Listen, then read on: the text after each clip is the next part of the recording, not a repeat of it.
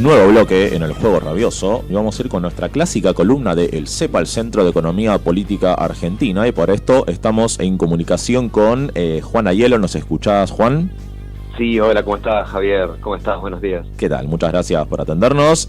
No, por favor, gracias estamos hablando con el licenciado Juan Aiello, integrante, como decimos, del Centro de Economía Política Argentina, porque el tema económico de la semana ha sido, obviamente, el sello del acuerdo entre el gobierno y el FMI. Ya vamos a estar hablando también de eso, pero esta semana también el CEPA elaboró un informe acerca del precio del pan. Sí, porque recordemos que el miércoles pasado gente del gremio de panaderos se congregaron frente al Congreso Nacional para protestar por la suba del precio del pan y estuvieron regalando hasta 5 toneladas de pan a los transeúntes.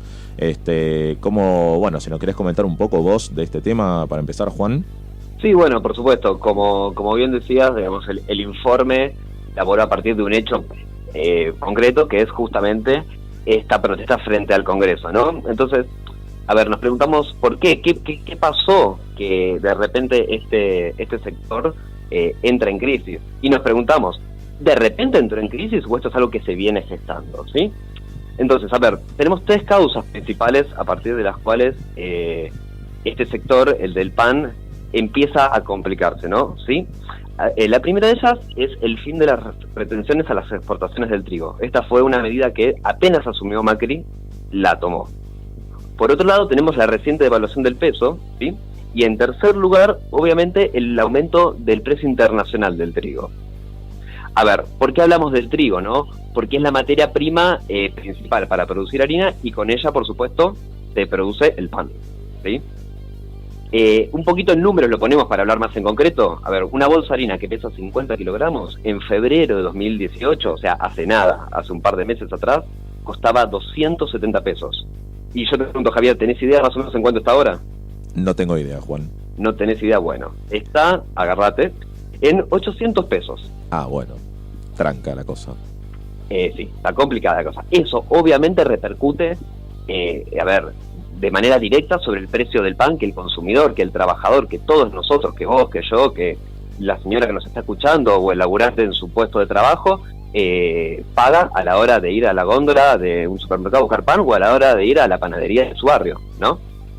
A ver, ¿pero por qué pasó esto? Digo, ¿cómo es que en febrero de 2018 tenemos 270 pesos la bolsa y ahora está 800 pesos? Digo, hay que entender un poquitito cómo se interrelacionan esas 3 causas principales que mencioné hace un minutito, que es el fin de las retenciones a las exportaciones del trigo, la reciente devaluación y el aumento del precio internacional, ¿sí? Básicamente, para no ponernos muy en detalles técnicos, pero primero hay que entender para qué sirven las retenciones. Las retenciones son obviamente un impuesto que tienen 2 finalidades. Una finalidad fiscal, obviamente, que es recaudar, pero tiene una finalidad que incluso es mucho más importante que la finalidad fiscal, que es una finalidad parafiscal o no fiscal. En definitiva, lo que busca la retención es, en algún punto, desalentar la exportación del trigo, ¿sí? Y vos me preguntarías, ¿pero por qué vamos a desalentar que esto suceda? A ver, nosotros, el trigo es un bien salario, ¿sí? Es un bien salario, significa que es un bien que afecta directamente a los salarios. Y a su vez es un bien que tiene un precio internacional porque se transa en un mercado internacional y obviamente en dólares. Cuando vos quitas las retenciones, el exportador de trigo va a querer ganar en el mercado local exactamente lo mismo que gana en el mercado internacional, ¿no? Entonces vos en ese punto lo que haces es, en primer lugar, dolarizar el precio de la bolsa de harina, que obviamente se hace con trigo. Y por otro lado, dejarla atada al precio internacional. ¿Me seguís hasta Claro, ahí más o menos? Sí, sí. Bueno, entonces, el gobierno asume, lo primero que hace es quitar esas retenciones. Esto dolariza el precio de la bolsa de harina, a su vez, con un aumento del precio internacional del trigo que se estuvo dando en este último tiempo, ¿sí? Y si a eso le sumamos la reciente devaluación y el aumento de ese precio internacional, tenemos justamente un aumento del precio del kilo del pan que vamos a estar más o menos rondando entre los 80, 90 pesos, lo cual es una locura, básicamente. O sea, básicamente el precio local de la harina se acopló, tras el fin de las retenciones al trigo, al precio internacional. En ese sentido se dolarizó, decís. Exactamente. el punto central es la quita de las retenciones, y lo combinamos con el aumento del precio internacional y con la reciente devaluación del peso, nos da ese combo fuerte que, mira, la bolsa harina, ahora, yo te decía, de entre febrero hasta ahora, aumentó de 270 a 800 pesos. Desde marzo hasta mayo, en esto, digamos, con la devaluación en el medio, aumentó un 59%. Sin embargo, y esto es un dato muy interesante, ¿no? En este mismo periodo, entre marzo y mayo, los precios del pan aumentó el 41%, ¿sí? Hay ahí un 18% de diferencia. ¿Qué es lo que está pasando? El panadero, obviamente, en un contexto de ajuste hacia los trabajadores, en un contexto de baja del salario real, en un contexto donde aumentan totalmente las tarifas, el panadero lo que trata de decir es, bueno, aguantar un poco ese ajuste y vender un poco más barato el pan, a pesar de que lo debería estar subiendo. Pero esta situación no está dando para más, y es por eso que este miércoles tuvimos un hecho concreto, que fue la protesta del sector en el Congreso. Claro, y el otro punto también de esto es cómo impacta en el consumidor, obviamente, la suba del precio del pan, pero no solo a partir de la venta de panaderías de barrios, sino cómo impacta a los grandes elaboradores industriales de alimentos, ¿no? Que seguramente utilizan el trigo como también, una materia prima. Porque la harina básicamente es la materia prima de todo, de un montón de cosas que consumimos a diario nosotros los argentinos, y por supuesto, digo, tal vez se toma el pan en sí como elemento paradójico, como un bien, el bien que paradójicamente va muy atado del precio de la harina. Es el más representativo, digamos, para entender lo que está pasando. Pero por supuesto, esta misma lógica se puede aplicar a cualquier otro bien que tenga dentro de sus elementos de elaboración, dentro de su materia prima, un componente importante de harina. Claro. Y yendo al otro tema, si te parece, que nos compete, que es la cuestión de la firma del acuerdo con el FMI, ¿pudiste ayer escuchar un poco la conferencia de Duhovne y Sturzenegger? ¿Cómo ves este aspecto? Sí, antes que nada te quería pedir perdón, porque siempre que hablamos te tengo que dar malas noticias, ¿viste? Nunca nos podemos comunicar para decirte, bueno, algo va a andar bien. La verdad que, a ver, el tema del acuerdo con el FMI viene un poco a hacer, creo que le viene a poner el broche de oro, la frutilla del postre de este plan económico que estamos atravesando. Primero sería bueno entender un poquito, así mencionar rápidamente cuáles son las características, ¿no?, de este acuerdo con el Fondo Monetario Internacional. Estamos hablando de un crédito cuyo monto va a ser de $50.000 millones. Es un monto bastante grande, habrás escuchado bien. De esos $50.000 millones, $15.000 millones van a ingresar en 2 semanas, cuando el directorio del Fondo Monetario Internacional, que ya está cocinado, digamos, falta una cuestión formal que simplemente se reúnan y levanten la mano, pero esto ya está, de hecho ya se anunció, ¿no?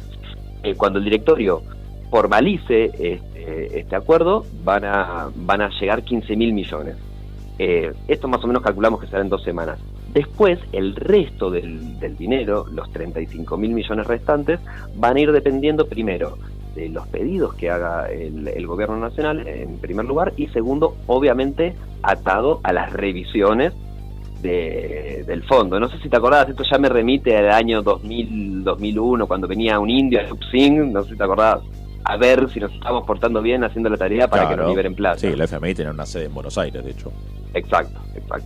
Bueno, la duración de este acuerdo es de 3 años, y lo importante, y esto es en lo que quiero detenerme, es a qué se compromete la Argentina, ¿no? Porque, digamos, ya sabemos como sociedad que los acuerdos con el fondo para nada son gratis. A ver, te hago un tip de los compromisos. Recortar el gasto en obra pública, achicar las transferencias de fondos hacia las provincias, continuar con la quita de subsidios, reducir el peso de los salarios estatales, atención con ese punto. Obviamente se empiezan a recortar las posibilidades de hacer política monetaria que va a tener el Banco Central. De hecho, hoy ya no intervino en el mercado de divisas, ¿sí? Y es por último, que no va a poder vender a comprar reservas para manejar el precio del dólar. Exactamente. Y por último, y también atención con este punto, ajustar el sistema de la seguridad social. El ministro Duhovne usó, como siempre, sus palabras, sus eufemismos, ¿no? Y dijo, bueno, de esta manera nosotros vamos a acelerar el programa de convergencia hacia el equilibrio fiscal. Y yo, si me permitís, quisiera traducir al ministro para que se entienda, ¿sí? Básicamente lo que él dijo, vamos a profundizar el brutal ajuste sobre los trabajadores. Digo, brutal ajuste que ya venimos viendo desde el inicio de la gestión de Cambiemos, ¿no? Pero esa garantización del ajuste va a garantizar, obviamente, la renta de este modelo de especulación financiera para los grandes financistas. Hola, Juan. Sí, sí, perdón. Perdón. Se cortó. Sí. Bueno, mira, a ver, y algunos números también como para verlo un poco más gráficamente, aunque por radio gráficamente un poco se complica, ¿no? Mira, a ver, son 3 años. El ajuste que ellos proponen en el FMI es de 3.7 puntos sobre el PBI, o sea, más o menos 19.300 millones de dólares. Que si esto tomamos el tipo de cambio actual, serían un ajuste de 480.000 millones de pesos. Y lo paradójico, ¿no?, de este anuncio hecho el día de ayer, es que el mismo se hizo en el Centro Cultural que tiene el nombre del presidente, que hace unos años rompió el vínculo con el FMI, ¿no? Obviamente me refiero a Néstor Carlos Kirchner, digamos, todo un símbolo, ¿no? El lugar que ellos eligieron, que el gobierno de Cambiemos eligió para hacer el anuncio, no es una casualidad. Y si nos ponemos a pensar un poquitito, ¿no?, esta vuelta al FMI viene a garantizar, los dólares necesarios para asegurar la salida de todos aquellos especuladores que hoy en día tienen sus posiciones en pesos, tienen sus posiciones en LEVAC, ¿no? Digo, el negocio fenomenal ya lo hicieron con las altas tasas de interés que el gobierno les viene poniendo desde que asumió, que al principio hasta hace un tiempo eran del 27, ahora son del 40. El negocio ya está hecho. Ahora lo que tienen que hacer es asegurar una salida ordenada de estos fondos. Y para eso el FMI es el que pone el dinero. ¿Sí? ¿A nosotros qué nos va a quedar de todo esto? Por un lado, una deuda de 50.000 millones de dólares, ¿sí? Y entonces, ¿en cómo se entiende este brutal ajuste que proponen? Obviamente es para garantizar el repago de ese dinero, más los intereses, que le calculamos más o menos que van a ser de 2.000 millones de pesos, 2.000 millones de dólares al año por 3 años. Así que bueno, la verdad, noticias tristes. Básicamente se va a profundizar mucho este ajuste con un objetivo específico, que es garantizar las altas tasas de rentabilidad de los especuladores financieros, porque estamos en un modelo de especulación financiera, no un modelo de producción. Bueno, Juan, clarísimo, lamentablemente clarísimo, porque es para deprimirse, pero bueno, vamos a ver cómo sigue la situación y cómo evoluciona la economía, ¿no es cierto? Ahora que el Banco Central lo puede intervenir el precio del dólar, que Sturzenegger dijo que ya no hay metas de inflación para este año, no sé qué se avecina. Sí, por supuesto. A ver, mira, ¿qué se avecina? Y para ya ir cerrando la nota, hay que entender, este importante ajuste lo primero que va a hacer es socavar los salarios, o sea, pérdida del poder adquisitivo de los salarios, caída del salario real. Esto va a tener una baja, obviamente, en el consumo, y esto le va a pegar al nivel de actividad, y ya sabemos que cuando está este combo, cuando el único resultado que puede tener este combo es la caída del empleo. O sea, después más, menos, pero en definitiva lo que se viene es esto: caída de la actividad, producto del ajuste, caída de los salarios, baja del empleo. Exactamente. Bueno, Juan, te agradecemos entonces por la comunicación y estaremos tocando otros temas más adelante desde el CEPA. Y espero algún día poder comunicarme con vos, Javier, y con toda la audiencia para darle buenas noticias. Pero bueno, por lo menos por ahora es el panorama que tenemos. Exactamente. Bueno, gracias, Juan, por la comunicación. Estamos en contacto. Por favor, muchas gracias a ustedes. Hasta luego. Decíamos con el licenciado Juan Aiello, integrante del Centro de Economía Política Argentina.